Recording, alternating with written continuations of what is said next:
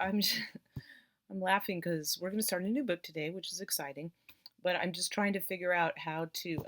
This is a very fun book by Katie Camilo. This is actually Flora and Ulysses. It won a Newbery Medal, which is a big deal in the children's literature world. This is the first Katie Camilo book that I read, and it was recommended by Anna's daughter, Crystal. So it's kind of special to me. The thing is that it has some graphic novel type illustrations. So I was just trying to figure out how I'm gonna show them. So it starts off actually with a little section, and it has very short chapters, by the way. So I'm just going to read as many chapters to last up to 15 minutes or so for the read aloud, okay? So it starts off.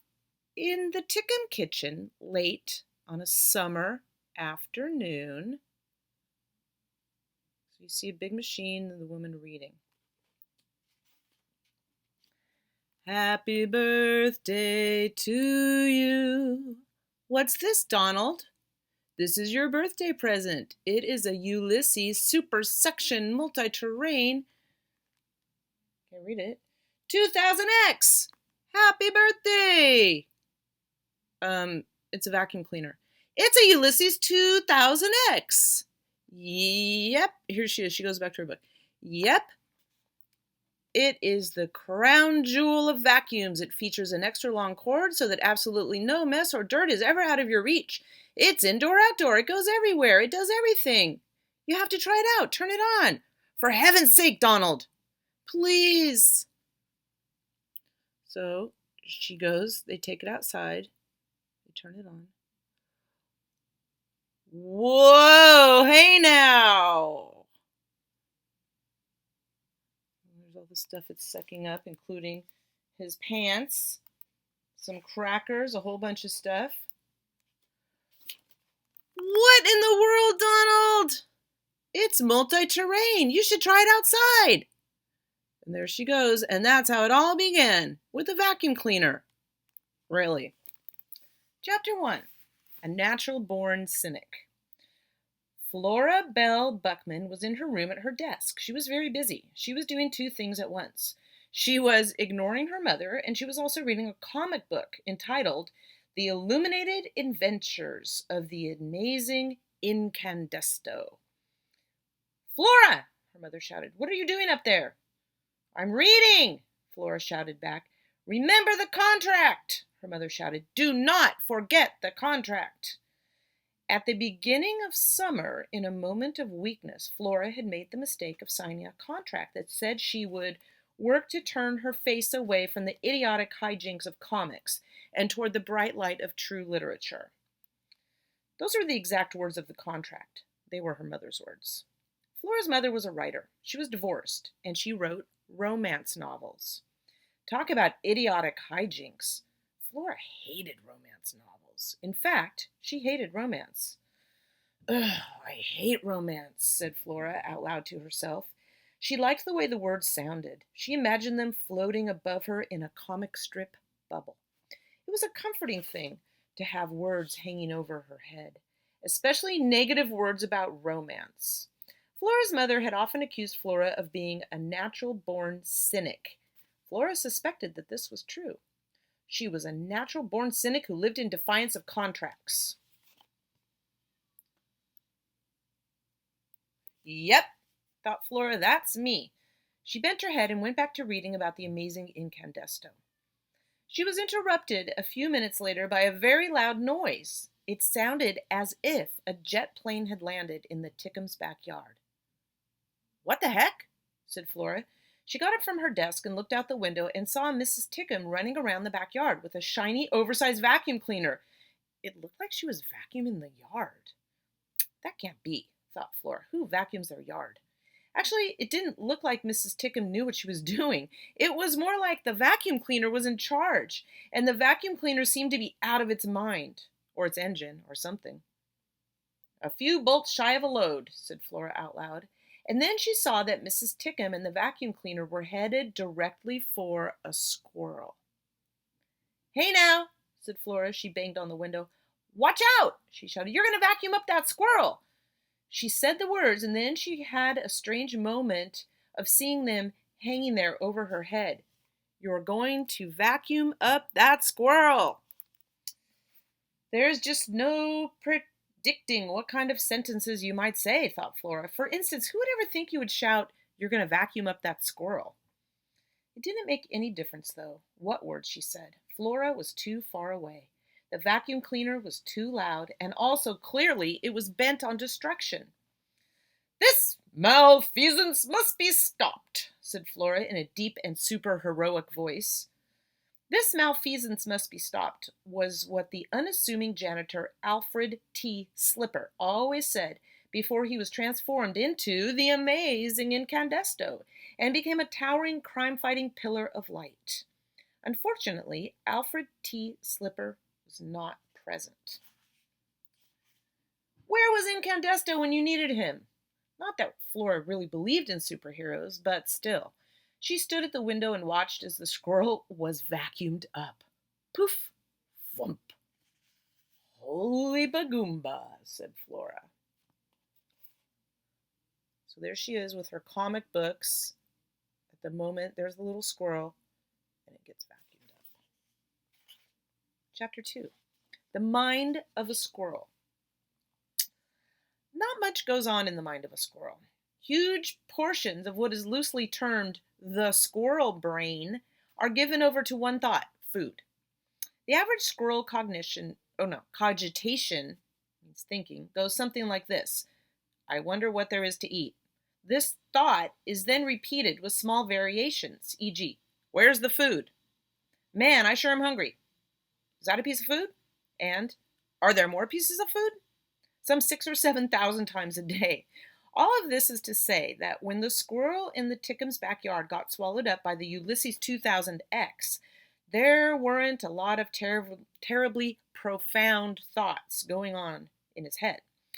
As the vacuum cleaner roared toward him, he did not, for instance, think, "Here, at last, is my fate come to meet me." He did not think, "Oh, please give me one more chance and I will be good." What he thought was, "Man, I sure am hungry." And then there was a terrible roar, and he was sucked right off his feet. At that point, there were no thoughts in his squirrel head, not even thoughts of food.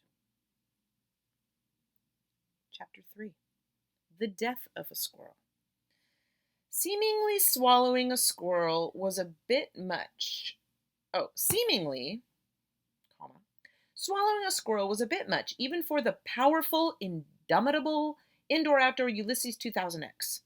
Mrs. Tickham's birthday machine let out an uncertain roar and stuttered to a stop. Mrs. Tickham bent over and looked down at the vacuum cleaner. There was a tail sticking out of it. "For heaven's sake," said Mrs. Tickham, "what next?" She dropped to her knees and gave the tail a tentative tug. She stood up. She looked around the yard. "Help," she said. "I think I've killed a squirrel." Chapter 4. A surprisingly helpful cynic. By the way, if you're wondering what a cynic is, it means a person who's kind of like, I don't believe it.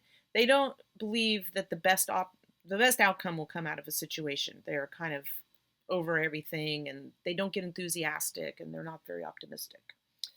Flora ran from her room. She ran down the stairs. As she ran, she thought, for a cynic, I am a surprisingly helpful person. She went out the back door. Her mother called to her. She said, "Where are you going, Flora Belle?" Flora didn't answer her. She never answered her mother when she called her Flora Belle. Sometimes she didn't answer her mother when she called her Flora either. Flora ran through the tall grass and cleared the fence between her yard and the Tickhams in a single bound. "Move out of the way," said Flora. She gave Mrs. Tickham a shove and grabbed hold of the vacuum cleaner. It was heavy. She picked it up and shook it. Nothing happened. She shook harder. The squirrel dropped out of the vacuum cleaner and lay with a plop on the grass. He didn't look that great. He was missing a lot of fur. Vacuumed off, Flora assumed. And his eyelids fluttered. His chest rose and fell and rose again, and then it stopped moving altogether. Flora knelt. She put a finger on the squirrel's chest.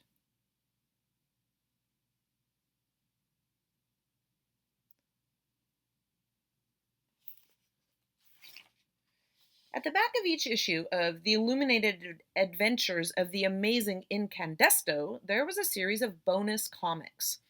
One of Flora's very favorite bonus comics was entitled, Terrible Things Can Happen to You. As a cynic, Flora found it wise to be prepared. Who knew what horrible, unpredictable things would happen next? Terrible Things Can Happen to You detailed what action to take if you inadvertently consumed plastic fruit. This happened more often than you would suppose. It means if you eat a piece of plastic fruit. Because some plastic fruit was extremely realistic looking. How to perform the Heimlich maneuver on your elderly Aunt Edith if she choked on a stringy piece of steak at an all-you-can-eat buffet. What to do if you were wearing a striped shirt and a swarm of locusts descended. Run, locusts eat stripes. And of course, how to administer everyone's favorite life-saving technique, CPR. Terrible Things Can Happen to You did not, however, detail exactly how someone was supposed to give CPR to a squirrel. I'll figure it out, said Flora. What will you figure out? Said Mrs. Tickham. Flora didn't answer her. Instead, she bent down and put her mouth on the squirrel's mouth. It tasted funny. If she were forced to describe it, she would say that it tasted exactly like squirrel. Fuzzy, damp, slightly nutty. Have you lost your mind? Said Mrs. Tickham. Flora ignored her. She breathed into the squirrel's mouth and she pushed down on his small chest. She started to count. Chapter 5. The Squirrel Obliges. Oblige means when you do something that somebody wants you to do. And CPR, I'm sure you know, means cardiopulmonary resuscitation, when you pump on the person's chest to keep their heart going. So she's doing it with the finger, which is what they teach us to do with babies. Something strange had happened to the squirrel's brain. Things had gone black. And then into this blankness, there came a light. So beautiful, so bright that the squirrel had to turn away. A voice spoke to him. What's that? Said the squirrel. The light shone brighter. The voice spoke again. Okay, said the squirrel. You bet. He wasn't sure what exactly he was agreeing to, but it didn't matter. He was just so happy. He was floating in a great lake of light, and the voice was singing to him. Oh, it was wonderful. It was the best thing ever. And then there was a loud noise. The squirrel heard another voice. The voice was counting. The light receded. Breathe, the new voice shouted, and the squirrel obliged. He took a deep, shuddering breath, and then another, and then another, and the squirrel returned.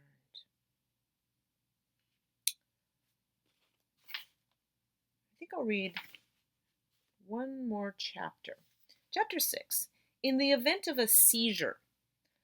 Well, he's breathing, said Mrs. Tickham. Yes, said Flora, he is. She felt a swell of pride. The squirrel rolled over onto his stomach. He raised his head. His eyes were glazed. For heaven's sake, said Mrs. Tickham, look at him. She chuckled quietly. She shook her head, and then she laughed out loud. She kept laughing. She laughed and laughed and laughed. She laughed so hard that she started to shake. Was she having some kind of fit? Flora tried to remember what terrible things can happen to you, advised in the event of a seizure. It had something to do with moving the tongue out of the way or stabilizing it with a stick or something. Flora had saved the squirrel's life. She didn't see any reason she couldn't save Mrs. Tickham's tongue. The sun sank a little lower in the sky. Mrs. Tickham continued to laugh hysterically. And Flora Bell Buckman started looking around the Tickham's backyard for a stick. I'm going to show one more little part. It's called The Soul of a Squirrel. And then we'll see. So this is chapter 7, The Soul of a Squirrel. There's text and then there's some pictures. The squirrel was a little unsteady on his feet. His brain felt larger, roomier. It was as if several doors in the dark room of his self, doors he hadn't even known existed, had suddenly been flung wide. Everything was shot through with meaning, purpose, light. However, the squirrel was still a squirrel, and he was hungry. Very. Oops. So here he is. He's sniffing at the vacuum cleaner. Then it says, "Who can say what astonishments are hidden inside the most mundane being?" He went, guys, and lifted up the vacuum cleaner, shook it, and look what came out. His most fervent heart's desire. Food. Looks like crackers or cereal or something. So that's all I'm going to read today. So what happened here? I want you to, if you've read the book, I know a couple of you might have read the book. How is the squirrel, what happened when the squirrel got sucked up in the vacuum? How was he able to lift the vacuum cleaner up that almost ended his life? So I'll write some questions in the chat, in the instructions. So please try to answer the questions. I would really appreciate it. And make comments. Comments besides cool. Or I'm glad you like the book when you make those comments, but try to make a little bit of a longer comment. Have a good day. I'll see you soon.